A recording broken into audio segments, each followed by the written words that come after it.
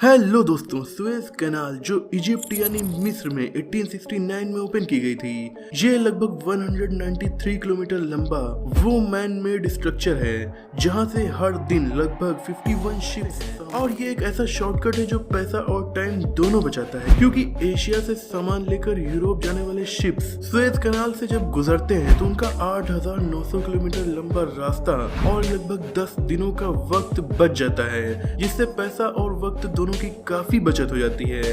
पर एवरग्रीन नाम का शिप जो कि लगभग 400 मीटर लंबा था, सुएज कैनाल से जब गुजर रहा था यानी 23 मार्च को एक काफी भयानक सैंड स्टॉर्म आ गया जो रेगिस्तानी इलाकों में अक्सर आता ही रहता है। इससे विजिबिलिटी पूरी तरह से ब्लॉक हो गई, साथ ही तेज हवाएं भी चल रही थी और शिप में लोड थे लगभग 20,000 कंटेनर्स। इतनी ज्यादा तेज हवाएं वो लगातार झेल रहे थे तो एक प्रेशर पूरे शिप पर पड़ रहा था, जिससे उसका डायरेक्शन ही चेंज हो गया और ये टेढ़ा होकर उसे जा टकराया। अब शिप पूरी तरह से फंस चुका था नहर के बीचों बीच और दुनिया के बिजनेस एंड ट्रेड की लाइफलाइन कही जाने वाली नहर बंद हो चुकी थी। पर ये तो आप सभी को पता है कि इस नहर से हर दिन लगभग 51 शिप गुजरती हैं। तो अब इस नहर में ट्रैफिक जैम लगना स्टार्ट हो गया, वाटर ट्रैफिक जैम। ये प्रॉब्लम ग्लोबल इकोनॉमी के लिए कोरोना वायरस से कम नहीं थी। हर दिन 9 अरब डॉलर का सामान लेकर शिप्स यहाँ से गुजरते हैं, यानी हर घंटे 400 मिलियन डॉलर्स या फिर 2,000 नुकसान हो रहा था, जिसका सीधा असर दुनिया के हर इंसान की जेब पर देखने को मिलने वाला था।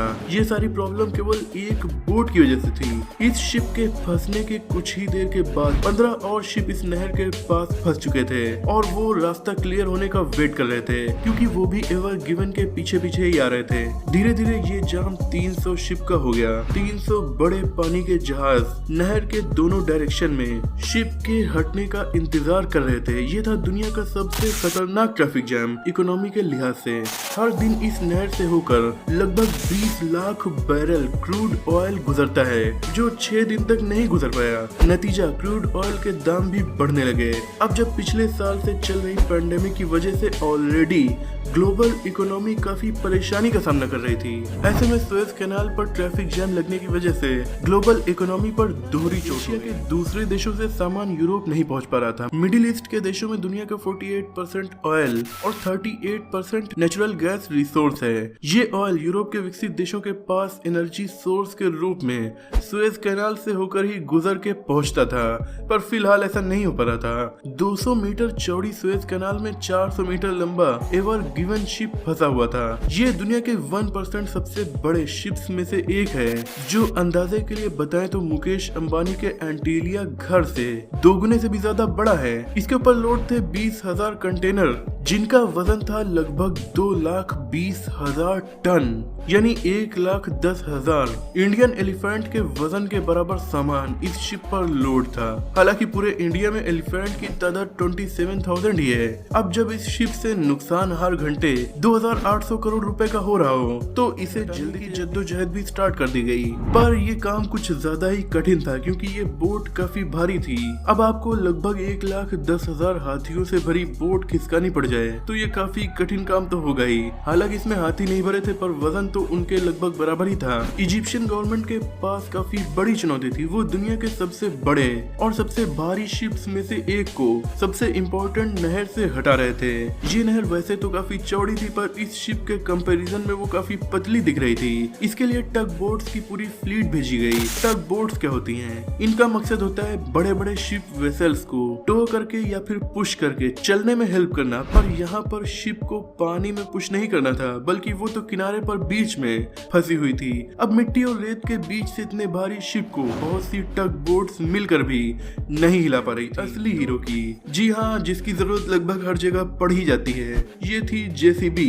इसके थ्रू सुएज कैनाल के किनारे को थोड़ा और चौड़ा करके शिप जितने एरिया में फंसा था उस एरिया की मिट्टी और सैंड हटाई जा रही थी, ताकि वहाँ पर पानी भर जाए और शिप वापस से फ्लोट करते हुए अपनी जगह पर आ जाए। पर यह तरीका भी फेल हो गया, क्योंकि शिप मिट्टी में काफी ज्यादा गहराई तक फंसा हुआ था। तो फिर सुएज कैनाल अथॉरिटी ने एक डच और जापानीज कंपनी को हायर किया ये काम करने के लिए। ये ड्रेजिंग बोट थी, जिनका काम था शिप के नीचे की मिट्टी और बालू को सक करके नीचे का एरिया एकदम क्लियर करना, ताकि वहाँ पानी भर जाए और शिप फ्लोट करने लगे। पर यह तरीका भी पूरी तरह से सक्सेस सक्सेसफुल नहीं हो सका। अब ये शिप जो कि नेचुरली यहाँ पर फंस चुका था, उसके नेचुरली निकलने का इंतजार होने लगा, क्योंकि हाई एंड लो टाइड तो पूरी दुनिया में होते हैं और सुएज कैनाल में भी ये फिनोमिना होता ही है। तो साइंटिस्ट एंड इंजीनियर्स अब हाई टाइड का वेट के बाद ये बेहद बड़ी नाव ऊपर उठ जाएगी और फिर टग बोट्स का यूज करके उसे पुश करते हुए नहर के किनारे से हटाकर बीच में लाया जाएगा। 5 दिनों तक वहां फंसे रहने के बाद 28 मार्च 2021 को हाई टाइड आया और फाइनली 29 मार्च को प्लान के मुताबिक काम करते हुए टग बोट्स के थ्रू इस बेहद बड़े शिप को वहां से फ्री कर लिया गया। 6 दिनों तक सुएज कैनाल में जाम लगा रहा। 6 दिनों तक ये पतली सी नहर बंद रही थी। हालांकि ये पतली तो नहीं है, पर इससे गुजरने वाली शिप अब काफी बड़े हो चुके हैं, इसीलिए ये इनके कंपैरिजन में पतली लगती है। अब इस नहर को पार करने में शिप्स को 12 घंटे का वक्त लगता है और 6 दिनों से नहर क्लियर न होने की वजह से दोनों तरफ 300 से भी ज्यादा शिप्स फंसे हुए थे और रास्ता क्लियर करने का वेट कर रहे थे। वैसे तो एक दिन में यहाँ से 51 शिप ही गुजरते हैं, पर अब इसे फुल कैपेसिटी पर जब यूज किया जाएगा तब भी इस कैनाल से एक दिन में केवल ही गुजारा जा सकता है। पर एक दिन में 50 शिप और यहाँ पर आ जाएंगे, फिर बाकी के शिप्स को गुजारा जाएगा। इस तरह से कैनाल से एवरग्रीन शिप हटाने के बाद भी रास्ता अब भी क्लियर होने में काफी टाइम लग सकता है, क्योंकि वहाँ हर दिन नया ट्रैफिक आता जाएगा और पुराना ट्रैफिक धीरे धीरे ही क्लियर हो सकेगा।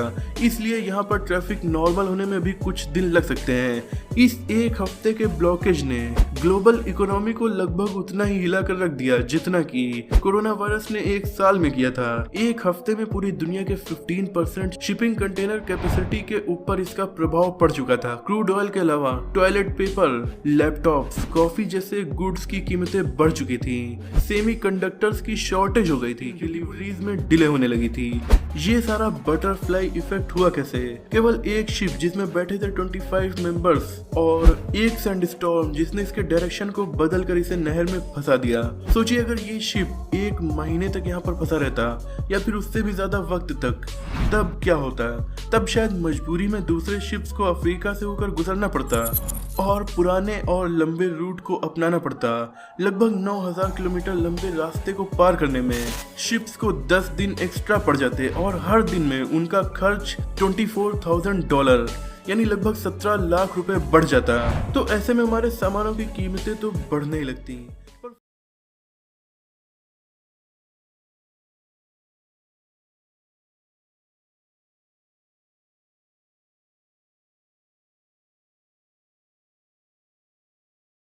फाइनली ये प्रॉब्लम खत्म हो चुकी है और पूरी दुनिया को काफी ज्यादा एक्सपीरियंस भी दे गई है कि किसी भी वक्त कोई भी नहर ब्लॉक होके ग्लोबल इकोनॉमी को हिलाकर रख सकती है। दोस्तों आज की वीडियो में इतना ही। मुझे उम्मीद है कि ये वीडियो आपको पसंद आई होगी। अगर आपको ये वीडियो पसंद आई तो इसे लाइक करके अपने दोस्तों में शेयर कर दीजिएगा। लेटेस्ट अपडेट्स के लिए हमें इंस्टाग्राम पर भी फॉलो कर सकते हैं। चैनल पर नए हो तो इसे सब्सक्राइब करके बेल आइकन को प्रेस कर दीजिए। मिलते हैं अगली वीडियो में, तब तक के लिए अपना और अपनों का ख्याल रखिए।